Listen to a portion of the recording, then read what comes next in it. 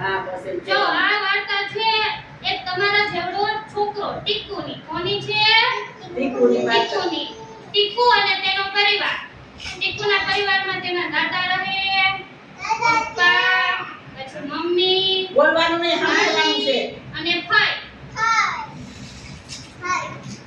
અને એક નાનું બાળક પણ રહે છે. એનું નામ છે ટીકુ. હવે ટીકુ કહે, પપ્પા મારી સાથે રમશો? તો એના પપ્પા કહે, ટીકુ હું બહાર જાઉં છું. શું કીધું એના પપ્પાએ? ક્રીવા હું બહાર જાઉં છું. તો ટીકુ એના મમ્મીને કીધું, ક્રીવા માં દીકો બેહી જાતો. મારી સાથે રમશો? તો ટીકુના મમ્મી કહે, હું ટીકુને સુવડાવું છું. જો એ નાનું બાળક છે ને એના મમ્મી શું કરે છે? એને સુવડાવે છે. ઓલો ગાય. હાલા ગાય. ટીકુ એના ભાઈને કહે, ભાઈ મારી સાથે રમશો? તો એના ભાઈ કહે, સોરી હું તો કોલેજ જાઉં છું. એના ભાઈએ શું કીધું કે મારે તો ભણવા જવાનું છે. શું કીધું? ભણવા જવાનું છે.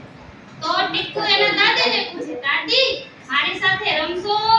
તો દાદી શું કહે, બેટા હું અત્યારે અનાજ સાફ કરું છું. શું કરે છે?